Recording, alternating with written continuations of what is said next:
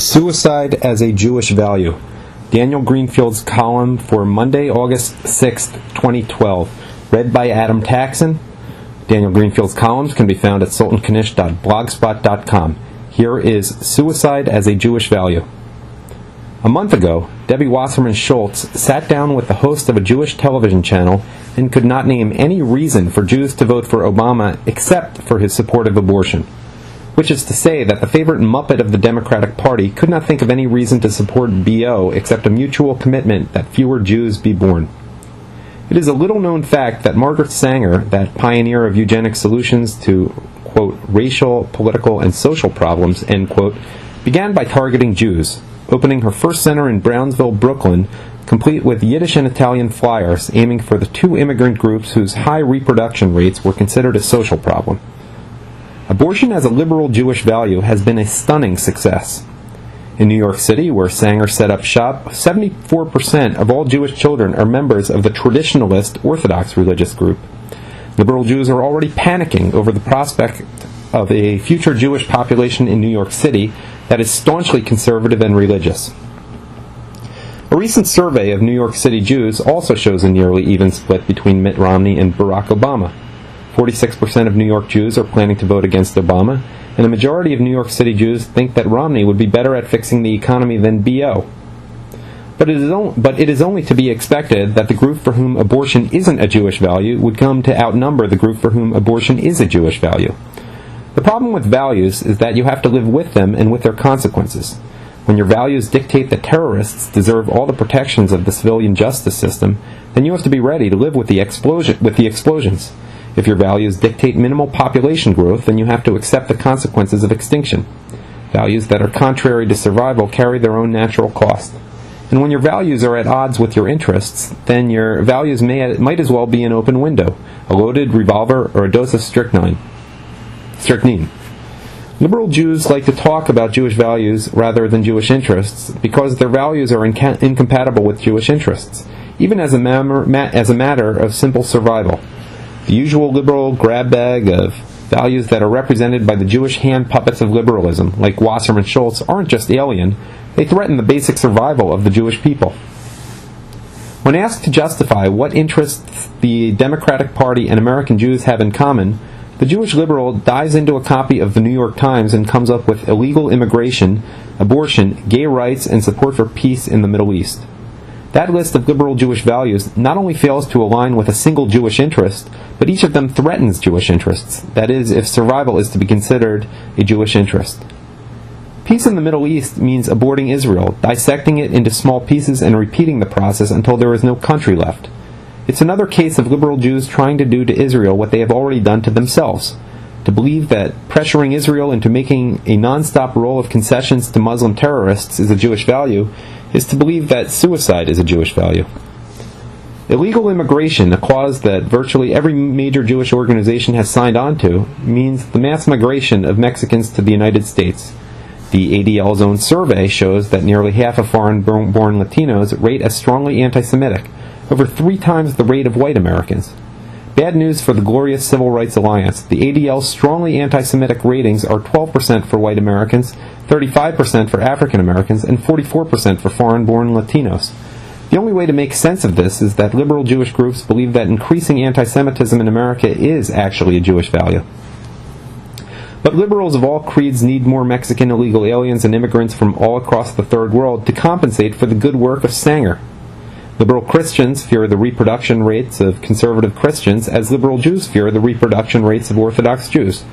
The only way out of the demographic race is to import ringers who will have the children that they won't. The new eugenics is political eugenics. Birth control is no longer for the people that Sanger considered the unfit. They're valued now for their reproductive rates, which help the, quote, fit stay in power. Growing anti-Semitism is a small price to pay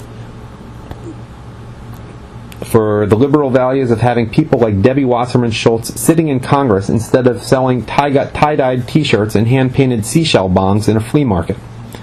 And like all the wages of liberalism, the price for it isn't paid by the people on top, but by those at the bottom.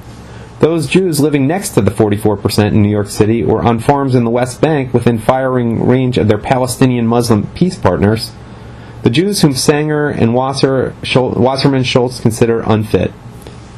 There is a fundamental gap between the interests of those Jews and those of a liberal elite who claim that their liberal values are our Jewish values. The values of the elite are linked to power, while those of the population are linked to survival. The power of liberal Jewish elites is inextricably linked to the decimation of Jewish populations, whether in the United States, Europe, or Israel. Jews who have grown up within the bubble of liberal Jewish values are repeatedly asked to choose between their own interests, their physical, social, and economic welfare, and the values that have been presented to them as Jewish values. They are encouraged to believe that betraying their own interests is a noble act of self-sacrifice for the greater good. This is the same false choice between interests and values, between the low ground of survival and the high ground of moral superiority, that the left subjects all Americans and Europeans to on a regular basis. What all the lecturers on the theme of the moral high ground and the new value system have forgotten to mention is that a value system that is incapable of perpetuating itself is of very little use to anyone. It isn't even any good as an act of martyrdom, because martyrs are remembered by the people who share their beliefs. Martyrs that live on or die for a faith, martyrs that live on die for a faith, not for the extinction of a faith.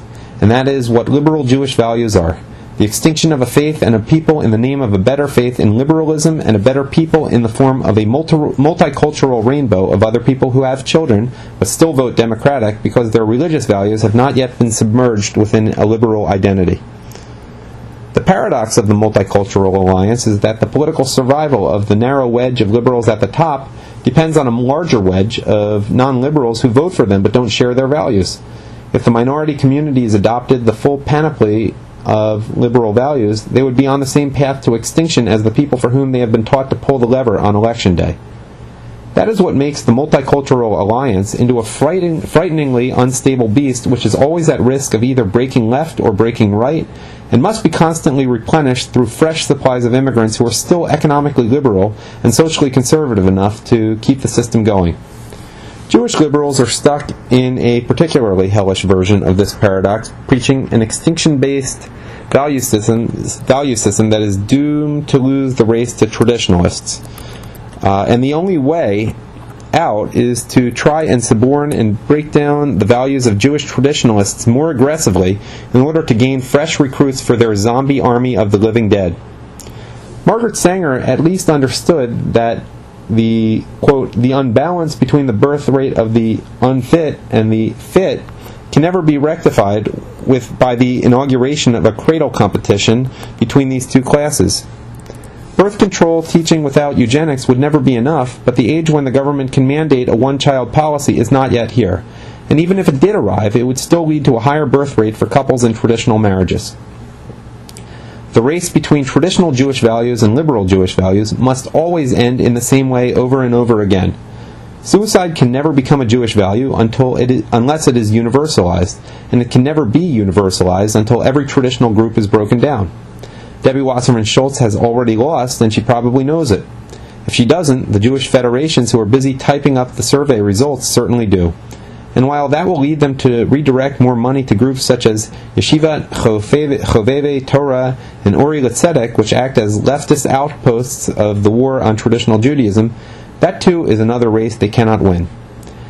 In Israel and America, the proponents of Jewish suicide are successfully wiping themselves out, while the proponents of Jewish survival are filling up cradles.